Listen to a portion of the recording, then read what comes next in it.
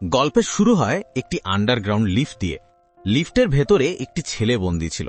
তার স্মৃতি সম্পূর্ণভাবে মুছে গিয়েছিল, এমনকি সে তার নামও মনে করতে পারছিল না। লিফটে রাখা একটি বাক্স হঠাৎ কেঁপে ওঠে এবং তাতে থেকে কিছু শব্দ আসে। যখন সে মনোযোগ দিয়ে দেখে, তখন দেখল সেই বাক্সে একটি শূকর বন্দী। ছেলেটি হতবাক হয় এবং কিছুই বুঝতে পারছিল না। কিছুক্ষণ পর লিফটটি উপরে পৌঁছায়। লিফট থামতেই সেখানে আগেই উপস্থিত কিছু ছেলে তাকে স্বাগত জানায়। লিফট থামার সঙ্গে সঙ্গে গ্যালি নামের একটি ছেলে তার হাত ধরে তাকে বাইরে টেনে আনে, কিন্তু সে ইতিমধ্যেই অনেক ভয় পেয়েছিল। বাইরে আসতেই সে সমস্ত শক্তি দিয়ে দৌড়ানো শুরু করে। কিছুটা দূর এগোবার পর সে বুঝতে পারে যে এই জায়গাটি চারদিকে অনেক উঁচু দেয়াল দিয়ে ঘেরা এবং এখান থেকে বের হওয়ার কোনো পথ নেই। তারপর তাকে ধরে একটি পিঞ্জরে রাখা হয়। এরপর সেখানকার নেতা এলবিএইচ তাকে কিছু প্রশ্ন করে। ছেলেটি শুধু বলল, আমার কিছুই মনে নেই। এলবিএইচ তাকে বোঝায়, এটা একদম সাধারণ ব্যাপার। এখানে থাকা যে কোনো ছেলেকে তাদের নাম ছাড়া আর কিছুই মনে থাকে না। নামও 1-2 দিনের মধ্যে মনে আসে। যখন ছেলেটি প্রতিজ্ঞা করে যে সে আর পালানোর চেষ্টা করবে না, তখনই এলবিএইচ তাকে মুক্তি দেয়। এরপর এলবিএইচ তাকে চারপাশ দেখায় এবং জানায় যে সবাই এখানে একসাথে থাকে। বাঁচতে হলে সবাই নিজেদের কাজ নিজেই করে, যেমন বাড়ি তৈরি করা, শিকার করা এবং অন্যান্য প্রয়োজনীয় কাজ। যদি কিছু আরও প্রয়োজন হয়, তা সেই লিফটের মাধ্যমে আসে, যাকে সবাই বক্স বলে। প্রতি মাসে বক্স থেকে তাদের জন্য নতুন সরবরাহ আসে এবং সাথে একটি নতুন ছেলে পাঠানো হয়। কিন্তু কারা এবং কেন তাদের এখানে পাঠায় কেউ জানে না। এরই মধ্যে নতুন ছেলেটির নজর পড়ে দেয়ালে থাকা একটি অদ্ভুত দরজায়। তখন এলবিএইচ তাকে 3টি বিশেষ নিয়মের কথা জানায়। প্রথম, নিজের কাজ নিজেই করা। দ্বিতীয়, কাউকে ক্ষতি না করা। এবং তৃতীয়, সেই দরজার কাছে ভুলেও না যাওয়া। এলবিএইচ চলে গেলে চক নামের একটি ছেলে তার কাছে আসে, যাতে তার সঙ্গী দিতে পারে। কিন্তু নতুন ছেলের চোখ শুধু সেই রহস্যময় দরজার দিকেই আটকে থাকে। তার মনে বারবার এই প্রশ্ন ঘুরপাক খাচ্ছে যে শেষমেশ সেই দরজার পিছনে কি লুকিয়ে আছে। তখনই তার নজর যায় দরজার বাইরে বেরিয়ে আসা বেন এবং মিনোর দিকে। এটি দেখে সে হতবাক হয়, কারণ এলবিএইচ স্পষ্ট বলেছিল যে সেই দরজায় যাওয়া নিষিদ্ধ। চক তাকে বোঝালো যে সেখানে শুধু কিছু বিশেষ ছেলেই যেতে পারে, যাদের সবাই রানার্স বলে। সে আরও জানালো যে সেই দরজার পিছনে আসলে একটি ভুল ভুলাইয়া রয়েছে। এটি শুনে নতুন ছেলের কৌতূহল আরও বেড়ে গেল। সে দরজার দিকে আরও কাছ থেকে দেখার চেষ্টা করছিল। তখনই গ্যালি এসে তাকে জোরে ধাক্কা দেয় এবং সে নিচে পড়ে যায়। এর ফলে সে রেগে যায় এবং সবাইকে চিৎকার করতে শুরু করে। কিন্তু ঠিক তখন হঠাৎ দরজাটি বন্ধ হয়ে যায়। সেই সন্ধ্যায় সবাই নতুন ছেলের আগমনের আনন্দে একটি ছোট পার্টি রাখে। ওই পার্টিতেই নিউট তাকে জানায় যে প্রতিদিন সকালে কিছু রানার্স সেই ভুল ভুলাইয়া যায়, যাতে তারা মানচিত্র তৈরি করতে পারে।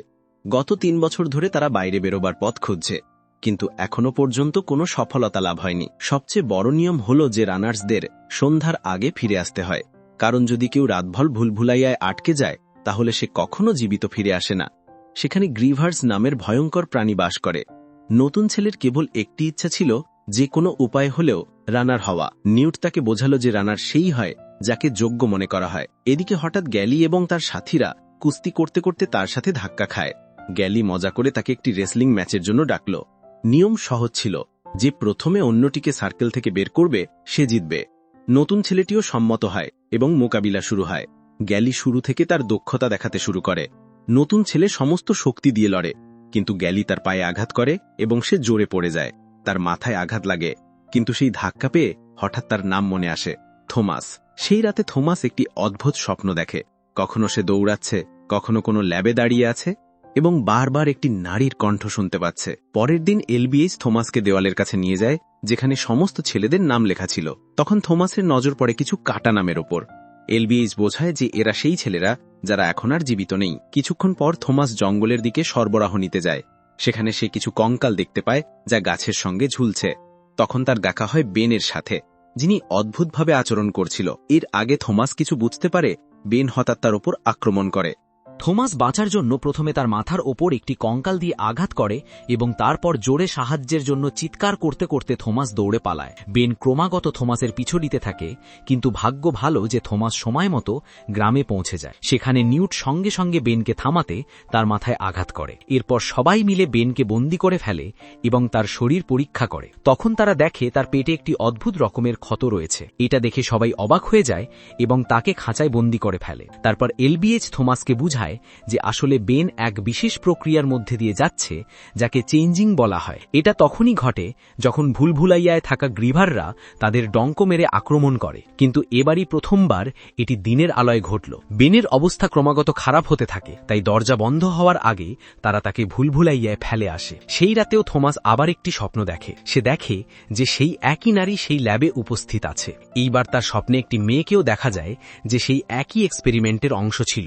সকাল হতেই থমাস দেখে যে এলবিএইচ রানার না হয়েও ভুলভুলাইয়ার ভিতরে গেছে। নিউট জানায় যে এলবিএইচ আসলে বেনের পায়ের ছাপ অনুসরণ করতে গেছে, যাতে জানা যায় বেন শেষ পর্যন্ত কোথায় গিয়েছিল। সেই সঙ্গে সে এটাও জানায় যে এই জায়গায় প্রথম এসেছিল এলবিএইচই। লিফট থেকে অন্যরা আসার আগেই সে এখানে 1 মাস একা ছিল। সন্ধ্যা নামতেই সবাই উদ্বেগে পড়ে যায়, কারণ এলবিএইচ ও রানাররা তখনও ফিরে আসেনি। সবাই দরজার কাছে দাঁড়িয়ে তাদের ফেরার অপেক্ষা করছিল।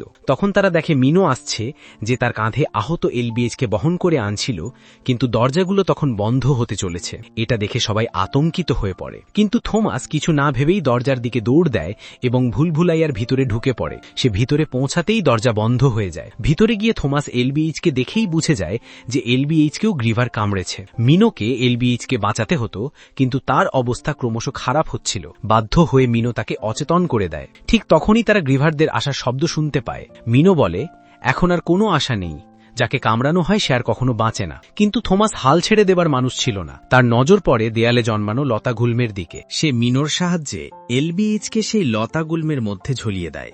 যখন তারা এটা শেষ করছিল, তখনই ওখানে একটি গ্রিভার একদম কাছ পর্যন্ত চলে আসে। মিনো ভয়ে সেখান থেকে পালিয়ে যায়, কিন্তু থমাস সাহস হারায় না। সে দ্রুত এলবিকে ঝুলিয়ে দেয় এবং নিজে গাছের পিছনে লুকিয়ে পড়ে। ভাগ্যক্রমে সেই গ্রিভারের নজর না এলবির উপর পড়ে, না থমাসের উপর। এই সময় থমাস বুঝতে পারে যে এই গ্রিভার আসলে কোনো আসল দানব নয়, বরং একটি যন্ত্র। এটিকে ইচ্ছা করেই দানবের রূপে তৈরি করা হয়েছে। আসলে এটি একটি রোবট। গ্রিভার চলে যেতেই থমাস স্বস্তির নিঃশ্বাস ফেলে এবং আবার নিজের কাজ শুরু করে। কিন্তু ঠিক তখনই সে নিজের কাঁধে কিছু অদ্ভুত অনুভব করে। সে উপরে তাকায় এবং দেখে ঠিক সামনে আরেকটি গ্রিভার দাঁড়িয়ে আছে, যে সঙ্গে সঙ্গে তার পিছু ধাওয়া শুরু করে। থমাস প্রাণপণে দৌড়াতে থাকে, কিন্তু সে জানত শুধু দৌড়ে কোনো লাভ হবে না। সে সঙ্গে সঙ্গে মাথা খাটিয়ে দেয়ালে জন্মানো ঝোপে লাফিয়ে পড়ে। গ্রিভারও তার পিছু নিয়ে ঝাঁপ দেয় এবং তার লম্বা নখগুলো সেই ঝোপে আটকে যায়। এই সুযোগে থমাস কিছুটা সময় পেয়ে যায়। তখনই মিনো সেখানে পৌঁছে যায়। থমাসের নজর হঠাৎ দ্রুত বন্ধ হয়ে আসা দেয়ালের দিকে পড়ে। সে সেই সুযোগ কাজে লাগানোর সিদ্ধান্ত নেয়। সে গ্রিভারটিকে সেই জায়গায় নিয়ে যায় যেখানে দেয়াল দুটি একে অপরের দিকে সরে আসছিল, আর গ্রিভারটি সেখানে পৌঁছাতেই তার বিশাল শরীর সেই দেয়ালের মাঝে পিষ্ট হয়ে যায়। পরের সকালে সবাই অবাক হয়ে যায় দেখে যে থমাস ও মিনো পুরো রাত ভুলভুলাইয়ায় থেকে এলবিকে জীবিত ফিরিয়ে এনেছে। মিনো সবাইকে জানায় যে থমাসের পরিকল্পনার কারণেই তারা একটি গ্রিভারকে মারতে পেরেছে। কিছুক্ষণ পর একটি মিটিং ডাকা হয়। গ্যালি চেয়েছিল নিয়ম ভাঙার অপরাধে থমাসকে শাস্তি দেওয়া হোক, কিন্তু মিনো ও বাকিরা মনে করল থমাসকে রানার বানানো উচিত, কারণ সে যোগ্য। গ্যালি বাদে সবাই এই সিদ্ধান্তে রাজি হয়ে যায়। ঠিক তখনই হঠাৎ লিফট উপরে ওঠার শব্দ শোনা যায়। সবাই অবাক হয়ে যায়, কারণ এত তাড়াতাড়ি লিফট আসার কথা নয়। যখন তারা নিচে নামে, তারা দেখে লিফটে একটি মেয়ে রয়েছে। তাকে দেখেই থমাস হতবাক হয়ে যায়। সেই মেয়ে যাকে থমাস তার স্বপ্নে দেখেছিল। মেয়েটির সঙ্গে একটি নোটও ছিল, যেখানে স্পষ্ট লেখা ছিল, সেই শেষ সদস্য যাকে এখানে পাঠানো হয়েছে। হঠাৎ মেয়েটি জ্ঞান ফিরে পায় এবং সরাসরি থমাসের নাম ধরে তাকে ডাকে, কিন্তু পরের মুহূর্তেই সে আবার অজ্ঞান হয়ে যায়। মেয়েটিকে একটি কুঁয়ে ঘরে নিয়ে যাওয়ার পর থমাস স্পষ্টভাবে বলে যে সে আবার ভুলভুলাইয়ায় যেতে চায়। তার প্রশ্নগুলোর এখনও উত্তর মেলেনি। মিনো তার কথা মেনে নেয় এবং তার সঙ্গে আরও 3 জন রানারকে পাঠিয়ে দেয়। যেই তারা ভেতরে প্রবেশ করে, তারা একটি মৃত গ্রিভার দেখতে পায়। তার পা কাটতেই ভেতর থেকে এক অদ্ভুত ধরনের যন্ত্র বেরিয়ে আসে। তারা সেটি সঙ্গে নিয়ে আবার গ্রামে ফিরে আসে। যখন তারা যন্ত্রটি পরীক্ষা করছিল, তারা দেখে এর ওপর লেখা আছে উইকেট, সেই একই নাম যা প্রতি মাসে বক্স থেকে আসা জিনিসের ওপরও লেখা থাকত।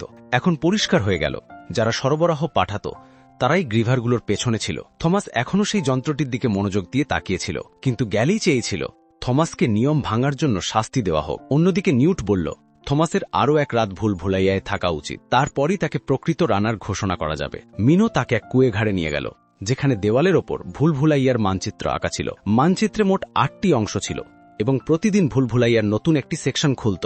সবকিছু একটা নির্দিষ্ট প্যাটার্নে চলত। তখন থমাসের নজর পড়ল সেই যন্ত্রে লেখা 7 নম্বরটির ওপর। সে অনুমান করল গ্রিভারটি নিশ্চয়ই সেই সেকশন থেকেই এসেছিল। এই সময় মেয়েটি জ্ঞান ফিরে পায়। সে ওয়াচ টাওয়ারে উঠে সবার ওপর জিনিসপত্র ছুঁড়ে ফেলতে শুরু করে, কিন্তু যেই সে থমাসকে দেখে সঙ্গে সঙ্গে থেমে যায়। থমাস তার সঙ্গে দেখা করতে ওপরে যায়। মেয়েটি জানায় তার নাম টেরেজা। নিজের নাম ছাড়া সে আর কিছুই মনে করতে পারছিল না।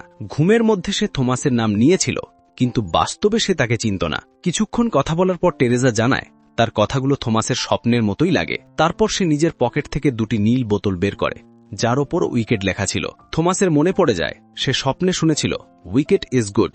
এই ভাবনা থেকেই সে সিদ্ধান্ত নেয় এলবিকে সেই ওষুধের ইঞ্জেকশন দেবে। কিন্তু যেই সে এগিয়ে যায়, এলবি চিৎকার করতে শুরু করে। সুযোগ বুঝে টেরেজা নিজেই ইঞ্জেকশনটি দিয়ে দেয়। সেই রাতে গ্যালি থমাসকে খাঁচায় আটকে রাখে। কিছুক্ষণ পর চাক তার জন্য খাবার নিয়ে আসে। আলাপের মাঝে চাক বলে সে শুধু একবার তার মা বাবার সঙ্গে দেখা করতে চায়। সে তাদের চেহারাও মনে করতে পারে না, তবুও সে তাদের জন্য একটি ছোট পুতুল তৈরি করেছিল। চাকের এই সরল কথায় থমাস প্রতিশ্রুতি দেয় সে সবাইকে এই জায়গা থেকে মুক্ত করবে। পরের দিন সকালে সূর্য উঠতেই মিনো ও থমাস ভুলভুলাইয়ায় প্রবেশ করে। মিনোর সাহায্যে তারা সরাসরি সেকশন 7 পর্যন্ত পৌঁছে যায়। এই সেকশন সাধারণত 1 সপ্তাহ পরেই খুলত। ঠিক তখনই তাদের নজর পড়ে বেনের কাপড়ের ওপর। তারা ভাবল হয়তো গ্রিভার তাকে এইখান পর্যন্ত টেনে এনেছিল।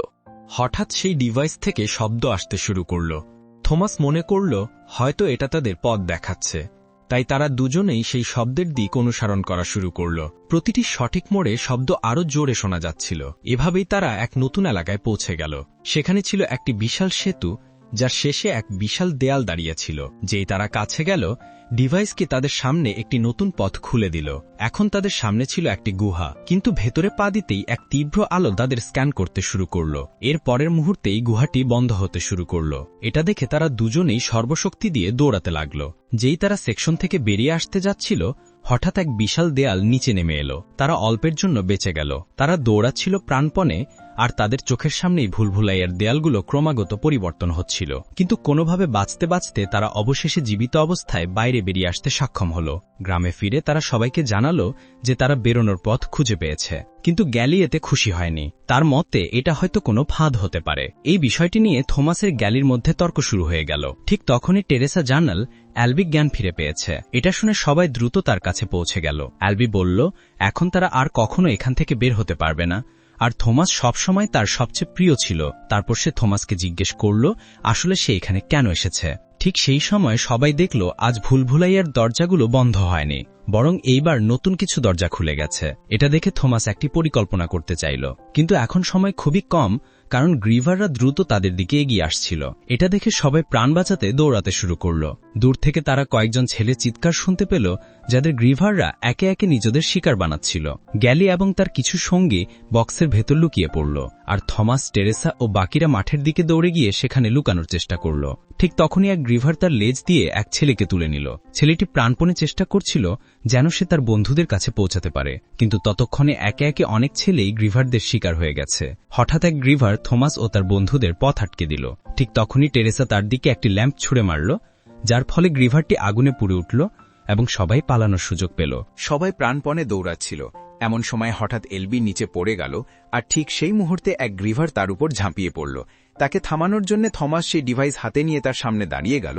ঠিক তখনই হান্টাররা গ্রিভারের উপর আক্রমণ করল, এবং এই সুযোগে সবাই দৌড়ে একটি কুটিরে গিয়ে লুকিয়ে পড়ল। কিন্তু বিপদ এখনও শেষ হয়নি। পরের মুহূর্তেই এক গ্রিভার ছাদ ভেদ করে ভেতরে ঢুকে পড়ল, এবং সে আরও এক ছেলেকে ধরে ফেলল। তারপর সে চককেও ধরার চেষ্টা করল, কিন্তু থমাস আর তার সঙ্গীরা কোনোভাবে তাকে বাঁচিয়ে ফেলল। তবে এর মধ্যেই সেই দানব এলবিকে ধরে নিয়ে গেল। সব শেষ হলে এবং তারা বাইরে বেরোলে দেখল এখন শুধু তারাই বেঁচে আছে যারা বক্সের ভেতর লুকিয়েছিল। বাইরে আসতেই গ্যালি থমাসকে মারতে শুরু করল, কারণ তার মতে এই সমস্ত ঘটনার দায় শুধুই থমাসের। কিন্তু থমাসের মনে তখনও প্রশ্ন ছিল, আর উত্তর খুঁজে পেতে সে নিজেকে গ্রিভারের বিষ ভরা ইঞ্জেকশন দিয়ে খোঁচা দিল। ইঞ্জেকশন দেওয়ার সঙ্গে সঙ্গে সে সেখানেই অজ্ঞান হয়ে পড়ে গেল। অজ্ঞান অবস্থায় সে আবার সেই একই স্বপ্ন দেখল, যেখানে সে নিজেকে এক ল্যাবে দেখতে পেল। সেখানে টেরেসা তার সঙ্গে ছিল, আর কিছু ছেলেদের উপর অদ্ভুত ধরনের পরীক্ষা চালানো হচ্ছিল। যখন তার জ্ঞান ফিরে এলো, তখন শুধু টেরেসাই তার পাশে ছিল। ঠিক তখনই কিছু ছেলে এসে জানালো তার অনুপস্থিতিতে গ্যালি সবকিছু নিজের নিয়ন্ত্রণে নিয়ে নিয়েছে, এবং সবাইকে বিশ্বাস করিয়েছে যে এই সমস্ত কিছুর জন্য থমাসই দায়ী। কিন্তু তাদের কথা শুনে থমাস নিজের ভুল স্বীকারও করল। এরপর সে সবাইকে জানালো আসলে তারা কোনো সাধারণ ভুল ভুলাইয়াই নেই, বরং এটা এক ধরনের পরীক্ষা যা পেরোতে পারলেই তারা বাইরে বেরোতে পারবে। আর এই সবকিছুই করছে উইকেড নামে এক সংস্থা, যারা তাদের নিজেদের এক্সপেরিমেন্টের জন্য এই প্রজেক্ট চালাচ্ছে। একই সঙ্গে থমাস এবং টেরেসাও একসময় উইকেডের জন্য কাজ করত। কিছুক্ষণ পর থমাস এবং টেরেসাকে গ্যালির কাছে নিয়ে যাওয়া হলো, যে তখন দেয়ালে লেখা নামগুলোর উপর ক্রস চিহ্ন আঁকছিল, এবং এখন গ্যালি চায় থমাস ও টেরেসাকে আবার ভুল ভুলাইয়ার ভেতর পাঠাতে। কিন্তু তাদের মধ্যে কিছু ছেলেরা মনে করতে লাগলো সম্ভবত থমাস সত্যি বাইরের পথ জানে, আর এই সুযোগটা কাজে লাগিয়ে থমাস নিজেকে প্রহরীদের হাত থেকে মুক্ত করে নিল। অন্যদিকে মিনো তার ব্লেড তুলে গ্যালির দিকে তাক করল। এরপর থমাস ঘোষণা করল তারা এখন এখান থেকে চিরদিনের জন্য চলে যাচ্ছে, আর কেউ যদি তাদের সঙ্গে যেতে চায় সে যেতে পারে। গ্যালির মনে হয়েছিল শুধু কোনো পাগলই থমাসের সঙ্গে যাবে, কিন্তু পরের মুহূর্তেই অনেক ছেলেই তার সঙ্গে যাওয়ার জন্য প্রস্তুত হয়ে গেল। অনেকক্ষণ ধরে ভুলভুলাইয়ার ভেতর দৌড়ানোর পর অবশেষে তারা সেকশন সি এর দরজার বাইরে এসে পৌঁছাল। সেখানে তাদের মুখোমুখি হল আরেকটি গ্রিভারের সঙ্গে। এই যুদ্ধে তারা খুব বুদ্ধিমত্তার সঙ্গে সেই দানবের ওপর আক্রমণ চালাল, তবুও কয়েকজন ছেলে খাদে পড়ে গেল। ঠিক তখনই টেরেসা সেই দানবের দিকে আক্রমণ করতে গিয়ে ভুলবশত ডিভাইসটা খাদে ছুঁড়ে ফেলল। ছক যখন সেটা তুলতে গেল তখন তার চোখে পড়ল আরেকটা গ্রিভার, যে ওপরে উঠতে শুরু করেছে। চক এটা সবার জানাতেই তারা সবাই মিলে প্রাণপণ চেষ্টা করে সেই দানবটাকে আবার খাঁদে ফেলে দিল। কিন্তু তখনই আরও দুটো গ্রিভার সেখানে এসে পৌঁছাল, ফলে তাদের মধ্যে অনেক ছেলেই মারা গেল। অন্যদিকে টেরেসা আর চক ডিভাইসের সাহায্যে সেই দরজাটা খুলে ফেলল। দরজার সামনে দাঁড়িয়ে তারা বুঝল এটি খুলতে হলে একটি বিশেষ 8 সংখ্যার কোড দিতে হবে। থমাস সঙ্গে সঙ্গেই বুঝে গেল এই কোডটি আসলে ভুলভুলাইয়ার বিভিন্ন সেকশনের ক্রমের সঙ্গে সম্পর্কিত। মিনো তখন তাদের সেই ক্রমটি বলতে শুরু করল, কিন্তু ঠিক সেই সময় এক গ্রিফার তার উপর আক্রমণ করে বসল। একজন ছেলে নিজের জীবন বাজি রেখে সেই দানবের দিকে ঝাঁপিয়ে পড়ল, ফলে মিনোর প্রাণ বেঁচে গেল। মিনো পুরো সিকোয়েন্স বলার সঙ্গে সঙ্গেই দরজাটা ধীরে ধীরে খুলে গেল। একই সময় ভুলভুলাইয়ার বিশাল দেওয়ালগুলো নিজেরাই বন্ধ হতে শুরু করল। দরজা পেরিয়ে তারা পৌঁছালো এক দীর্ঘ সুড়ঙ্গে, যা দেখতে অনেকটা ভবিষ্যতের মতো কোনো সেটআপের মতো লাগছিল। সেই সুড়ঙ্গের চারপাশে আলো জ্বলছিল, আর পথটা তাদের সামনের দিকে নিয়ে যাচ্ছিল। অল্প সময়ের মধ্যেই তারা পৌঁছে গেল এক বিশাল ল্যাবরেটরির ভেতরে। সেখানে দৃশ্যটা ছিল ভয়াবহ। চারপাশে বিজ্ঞানী আর প্রহরীদের লাশ ছড়িয়ে ছিটিয়ে পড়েছিল। মেন রুমে তারা কিছু ক্যামেরা দেখতে পেল, যেগুলো দেখে পরিষ্কার বোঝা যাচ্ছিল যে তাদের ওপর 24 ঘন্টা নজর রাখা হচ্ছিল। থমাস পাশে থাকা একটি বোতাম টিপতেই সামনে একটি ভিডিও চালু হয়ে গেল। সেই ভিডিওতে দেখা গেল সেই একই মহিলাকে যাকে থমাস তার স্বপ্নে দেখেছিল। তার নাম ছিল ডক্টর এভা, যিনি উইকেডের ডিরেক্টর ছিলেন। ভিডিওতে তিনি জানালেন বহু বছর আগে সূর্যের প্রচণ্ড তাপে পুরো পৃথিবী পুড়ে গিয়েছিল। এর ফলে মানুষের পক্ষে এখানে বেঁচে থাকা প্রায় অসম্ভব হয়ে পড়েছিল। আর তখনই ফ্লেয়ার নামের এক ভয়ঙ্কর ভাইরাস সারা পৃথিবীতে ছড়িয়ে পড়ে। এই ভাইরাস ছিল মারণঘাতী, কিন্তু পরবর্তী প্রজন্মের মানুষের মধ্যে ধীরে ধীরে সেই ভাইরাসের বিরুদ্ধে লড়া ক্ষমতা তৈরি হতে শুরু করেছিল। এই নিয়ে গবেষণা করার জন্য পুরো এই পরীক্ষাটি চালানো হচ্ছিল। তার বার্তা শেষ হতেই দেখা গেল ভিডিওর মধ্যে এভাকে গুলি করে মারা হলো। ওরা সবাই এই ব্যাপারটা বুঝে উঠতেই ঠিক তখনই হঠাৎ গ্যালি সেখানে এসে হাজির হলো। টেরেসা তার অবস্থা দেখে সঙ্গে সঙ্গেই বুঝে গেল যে তাকে কামড়ানো হয়েছে। গ্যালি কোনো কিছু না ভেবেই গুলি চালিয়ে দিল, কিন্তু সেই মুহূর্তেই মিনো তার বর্ষা দিয়ে গ্যালিকে শেষ করে দিল। তবুও ততক্ষণে গ্যালির গুলিটা চকের গায়ে লেগে গিয়েছিল। মরার আগে চক থমাসের হাতে তার বানানো কাঠের পুতুলটা তুলে দিয়ে তাকে ধন্যবাদ জানালো। ঠিক তখনই আরেকটি দরজা খুলে গেল, আর কিছু সৈন্য ভেতরে ঢুকে পড়ল। তারা সবাইকে উদ্ধার করে হেলিকপ্টারে তুলে নিল। কিন্তু এরপরেই সামনে এলো আসল সত্য। ডক্টর এভা আসলে বেঁচে ছিল, আর তার চোখে থমাস এখন পুরোপুরি তাদের ফাঁদের ভেতরে আটকে গেছে। আর গল্পটি এখানেই শেষ হয়।